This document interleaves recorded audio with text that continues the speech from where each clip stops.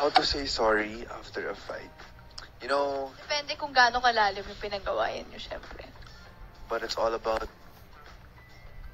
putting away your pride and wanting what's best for the both of you. Diba? I agree. I think it depends talaga sa depth ng pinagawayan nyo. Syempre, all the more, mas, kung, syempre kung mas may gravity yung ginawa nila sa'yo, or mas may gravity yung ginawa mo sa kanila. Syempre, you really have to swallow your pride, I agree. But kung kutampuhan lang, syempre, like, sorry. Paano? Sorry. Okay yung konting breather muna. Yeah. That's healthy naman to have some space, like maybe an hour or something to get yourself in the right headspace. Then when you're in the right mind to talk, good. Surprise! Okay, ako, how to surprise? I think the most important thing is making sure na nandun yung mga mahal niya sa buhay. Tsaka True. nandun yung mga taong sumusuporta sa kanya at parang nag-lift up sa kanya. So, yun yung parang mahalaga pagdating sa surprise. Yeah, I agree with that. And syempre, And then you combine that with something that the other person loves doing. food, thing. Yeah. So, yun. Showing them that, maayos kayo nagko-communicate. Open pa rin kayo na pag-usapan ng mga bagay.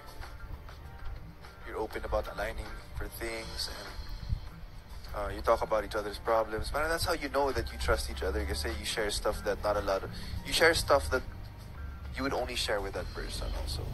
And then you want to know like how they feel, yung feedback nila, kung ano yung advice nila. Parang dun. Parang makikita mo, oh, he trusts me, she trusts me because he's sharing this with me.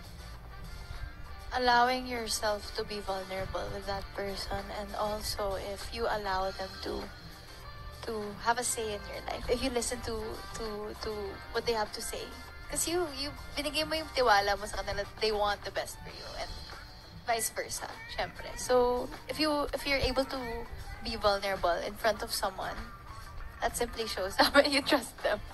There are a lot of love languages, syempre, and I think depende yun sa love language natin. Ako last ko kasi, di ba, yung gift. So, there's a lot of ways. It can be acts of service, words of affirmation, quality time, physical touch. So, in those aspects, pwede mo rin pakita na mahal mo isang tao.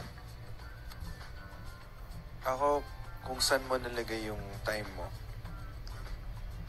doon mo malalaman kung parang yun din ba yung pinaprioritize mo. So yun, you could give them your time. That's free, diba? Feeling ko ako yung tipong tatahimik muna. Yeah. Tapos, syempre, like, parang I'd give my time. I'd give myself time to process. Why am I feeling this way? And then after I process it, I'd openly communicate it with my partner. Yeah. Agree. Siguro ganun din ako. Yeah. Tahimik sa una, tas magko-confront na. Confrontation. Confrontation. Oh my God, it's so Eksena pa na.